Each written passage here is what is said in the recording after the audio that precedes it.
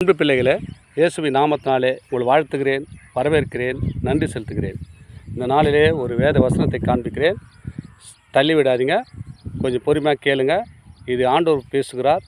உங்கள் வாழ்க்கைக்கு ஒரு சிறப்படும்படியாய் ஆண்டவர் செய்த ஒரு நல்ல காரியத்தை நீங்கள் கூர்ந்து கவனிங்கள். எபேசியர் 4ஆம் அதிகாரம் 29ஆம் வசனம் சொல்லப்படுகிறது, கெட்ட வார்த்தை ஒன்றும் உங்கள் வாயிலிருந்து புறப்பட வேண்டாம். பாருங்கள், எந்த வார்த்தை? கெட்ட வார்த்தைகள் எதுவும் உங்கள் வாயிலிருந்து புறப்பட வேண்டாம்னு முதல்ல சொல்லிட்டார். பக்தி விருத்திக்கு ஏதுவான நல்ல வார்த்தை உண்டானால் அதையே கேட்கிறவர்களுக்கும் புரோஜனமாய் உண்டாகும்படி பேசுங்கள். பாருங்கள், ஒரு பக்தி வைராகம் உண்டாகணுங்க.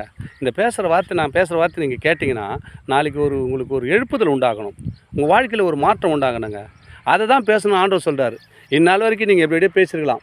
என் அன்பு பிள்ளைகளே, இந்த நாளிலே இந்த வார்த்தை கேட்ட நீங்கள் எப்படி பேச வேண்டுமா?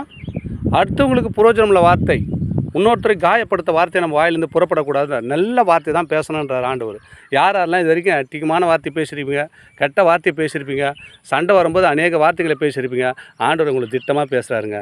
என் அன்பு சகோதரனே, என் அன்பு சகோதரியே, நீ மனம் திரும்பு. எப்படி பேசணும்? மற்றவங்க இருதயத்தை புண்படுத்தாதபடி பேசுங்கன்றாரு. நம்ம எப்படி பேசணும்னா, அன்றியும் நீங்கள் மீட்கப்பட்ட நாளுக்கென்று முத்திரையாக பெற்ற தேவனுடைய பரிசுத்த ஆவியை துக்கப்படுத்தாதிருங்கள். நம்ம துக்கப்படுத்தக்கூடாதுங்க. நம்ம இயேசு பிள்ளைங்க. நம்ம என்ன பண்ணோம்? நம்ம வாயிலிருந்து புறப்படுற வார்த்தை, இவர் தாம்பா கிறிஸ்துவர்கள், இவன் வாயிலிருந்து ஒரு வார்த்தை கூட நான் அசிங்கமான வார்த்தை கேட்டது இல்லையே அப்படின்னு நம்மளை பார்த்து அவங்க சர்ட்டி கூட துக்கப்படுத்தக்கூடாதுங்க. நம்ம கடவுளை யாருமே துக்கப்படுத்தக்கூடாது. ஏன்னா நம்ம வாயிலிருந்து புறப்படுற வார்த்தைகள் நல்ல ஜீவனுள்ள வார்த்தையாய் நீங்கள் கேட்குறீங்கள, நீங்கள் கூட அப்படி மாறிடுங்க. ஆண்டவர் உங்களை மாற்றுறார். அதுக்கு தான் உங்களோடு பேசுகிறார். எப்படின்னு சொன்னால், கெட்ட வார்த்தை ஒன்றும் உங்கள் வாயிலிருந்து புறப்பட வேண்டாமா. கெட்ட வார்த்தை ஒரு வாயிலிருந்து, அதனால் என்னங்க லாபம் நமக்கு? கெட்ட வார்த்தை பேசலாம், நமக்கு எதனா லாபம் இருக்குதா? அவன் பேசிட்டா நானும் பேசுகிறேன், அவனுக்கு வாய்க்குது நானும் வாய்க்குது, நானும் பேசினா அது நல்லது இல்லைங்க. அவன் பேசிட்டு போகிறாங்க, விடுங்க. நம்ம வாயை காத்துக்குங்க. அது குருநாற்றம் வாய் வார்த்தை பேசும், குருநாற்றமான வாய். உங்கள் வாய் நல்ல வாய் இல்லைங்க. நீ நல்லதே பேசுங்க, நல்லதே பேசுங்க, அநேகருக்கு நல்லது செய்யுங்க. அதுக்கு தான் ஆண்டவர் உங்களோடு பேசினார். இத்தனை நாள் எப்படி இருந்திருப்பீங்க? என் அன்பு பிள்ளைகளை, இந்த வார்த்தை கேட்டு மாறிக்கொள்ளுங்கள். எப்படி மாறணும்? கெட்ட வார்த்தை ஒன்றும் என் வாயிலிருந்து புறக்கூடாது ஆண்டவரேன்னு சொல்லிட்டு நீங்கள் அர்ப்பணிங்க, ஒப்பு கொடுங்க.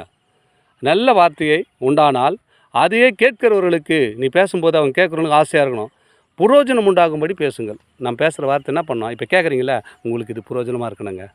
இதை அடுத்தவங்ககிட்ட சொல்லுங்கள், இந்த வீடியோ காட்டுங்க, இந்த வீடியோவை ஷேர் பண்ணுங்கள். அப்போ என்ன பண்ணுவாங்க தெரியுமா? அநேகர் பார்ப்பாங்க, இது பாருங்கள் ஆண்டவர் இப்படி சொல்லிக்கிறார், நம்ம எப்படியே பேசணும், இந்த வார்த்தை பாருங்கள் எப்படியாப்பட்ட அற்புதமான வார்த்தை அப்படி 4 பேருக்கு ஷேர் பண்ணி விடுங்க. நீங்கள் உங்களுக்கு புரோஜனமாக, அடுத்தவங்களுக்கு புரோஜனமாக இருக்கும். தொடர்ந்து இந்த வீடியோ பாருங்கள், சப்ஸ்கிரைப் பண்ணி பாருங்கள், லைக் பண்ணுங்கள், அநேகருக்கு ஷேர் பண்ணுங்கள். கர்த்தர் உங்களை ஆசீர்வதித்து வழி நடத்துவாராக. ஆமேன். God bless you.